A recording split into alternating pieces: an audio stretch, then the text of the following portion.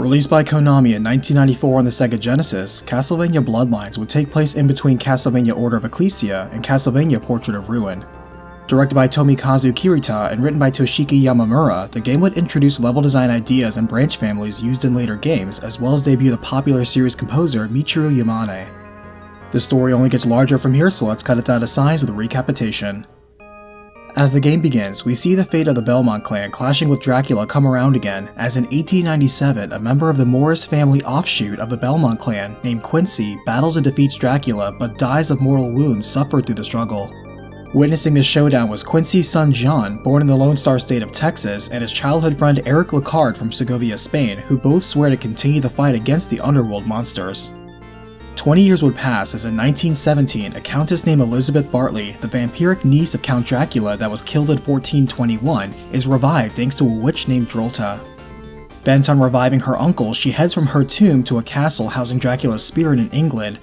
Catching wind of her revival, John travels to Europe with the once-lost Belmont clan weapon, the vampire killer whip, in hand. Eric Lecard has likewise grown into a master lancer as his family has possession of the Alucard spear, a powerful relic once belonging to Dracula's own son.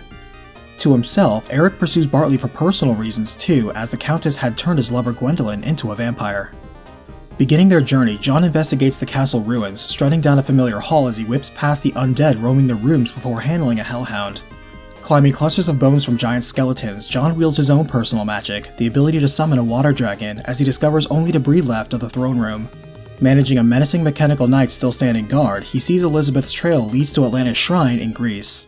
Already there, Eric meets the Minotaurs and Mermen with the tip of his spear, adeptly staying ahead of the aggressive flooding and cutting down the magician manipulating things.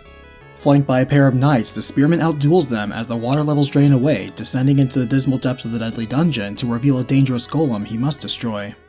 Over with John, he investigates the Leaning Tower of Pisa in Italy, having to deal with harpies that harass him along the way. Finding the tower leaning more than it should, John avoids being tripped up by mummies and Medusa heads as he climbs platforms in the sky and strikes down a fire-breathing gargoyle on the roof. Elsewhere, Eric looks into a munitions factory in Germany in awe at the power of German engineering and cleanses it with powerful magic released from the spear.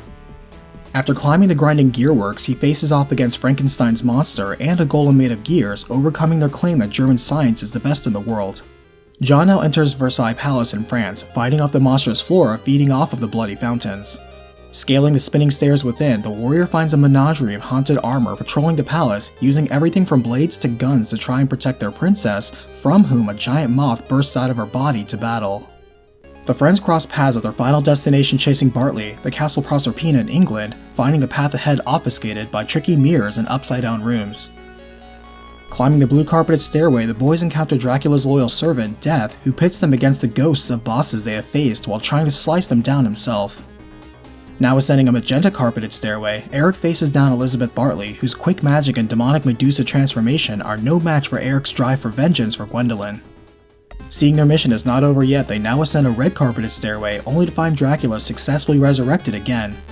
Whip in hand, the Belmont blood fuels John as he claims his fate and avenges his father, striking down Dracula in his sorceress and demonic forms and thwarting his rise once again. As the game ends, the sun rises on a new day as the boys watch the castle crumble in the distance. Parting ways for now, John would continue his life as a vampire hunter, while Eric would put down his spear, finally able to let go of his past, though would be unaware of the dark future still awaiting him. Castlevania Bloodlines has enjoyed the success of selling over 40,000 copies worldwide. If you enjoyed the recap, then leave a like, and big thanks to the patron and channel member hunters. Check out the links in the description for ways to support the channel or places like my Discord server. Thanks for watching, and I'll see you on the next battlefield.